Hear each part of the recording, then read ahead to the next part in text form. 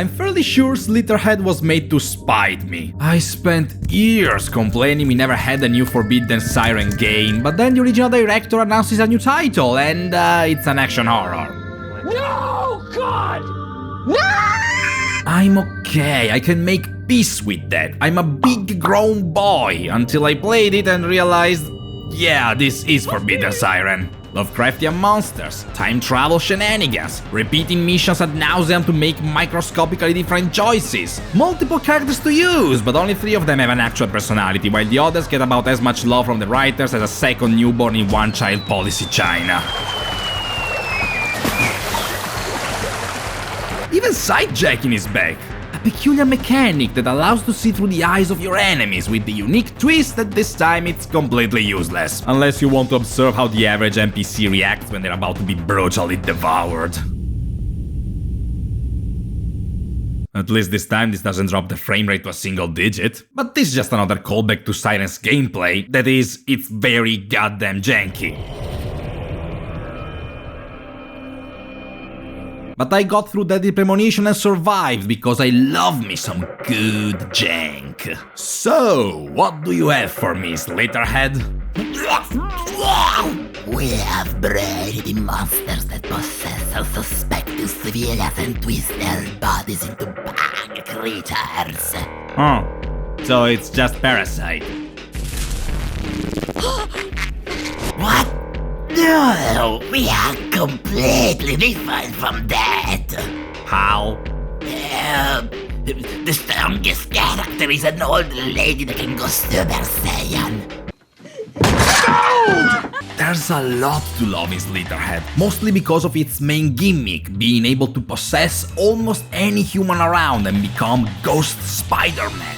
It's fun to zip around from one neon light to the other, then throwing yourself off a rooftop and possessing another human before splattering on the concrete. Fights are frantic and require constant body switching to flank enemies. Mastering the combat system means dancing from host to host. Now I'm this dude, now I'm this lady, now you activated my trap card that I can kick your nuts!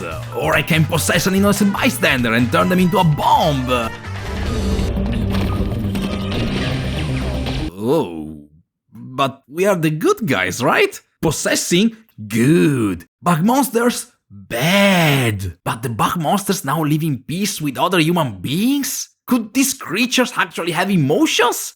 Hey, have you heard of Parasite? So the story is a lot of fuffing about. The plot points by themselves have some potential, but getting there means suffering through some terrible writing and a whole lot of clunky menu navigation. Maybe it would be less painful if you remove the fucking stealth sequences. Nobody likes them except Assassin's Creed fans, and maybe put 3 well-made chase sequences instead of 60 of them that drag for far too long.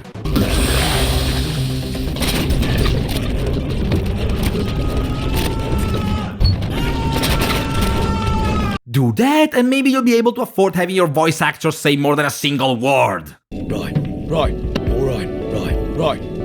If you think that's grating, keep in mind this is still better than what you usually get. The muffled sounds I used to make as a teenager try not to get caught by mommy and daddy when getting down to business. Wow.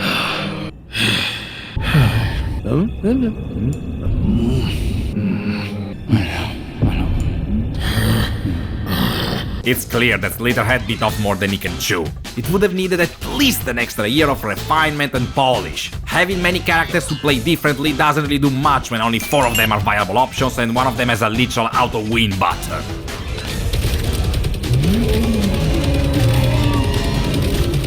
And I guess the devs got a bit bored making the last few missions and fat-fingered their way to the end credits by spamming Ctrl-C and Ctrl-V, cause you'll be redoing the same missions, fighting the same bosses at least 10 times. And then maybe 5 more to unlock the true ending, as if more of the same content would hide the fact that the content is flawed. I'm gonna do something a critic should never do. Rather than analyzing the art, I'm gonna question the art's existence itself and ask, why did this need to be a big, complex action horror game? You've got this nightmarish art direction, the intriguing doomsday plot, some chilling, gorish moments, a creepy soundtrack, and an original gameplay mechanic. You know, you could make a pretty cool survival horror here. A game with a smaller scope, but also a smaller budget. Added bonus, people will think the imprecise controls are intentional rather than just shit. I might sound harsh, but I say this cause I still had lots of fun with Slitterhead. It's more unstable than the relationship between Americans and their insulin levels, but I still liked it enough to play it non-stop in one single session. Sleep is overrated. But the sad reality is that games like this one have limited audience and an even more limited budget that already forced the devs to reduce its scope substantially. Having a studio still in its larval state attempt to break out of their cocoon with bugger all money to fund a game swarming with different mechanics was bound to metamorphose into a nest of messy levels and a few bugs for good measure. It's a miracle Slitterhead manages to be fun to begin with when you consider the odds. Its greatest sin was just being too ambitious, and it's such a shame I don't even have a joke to close this review.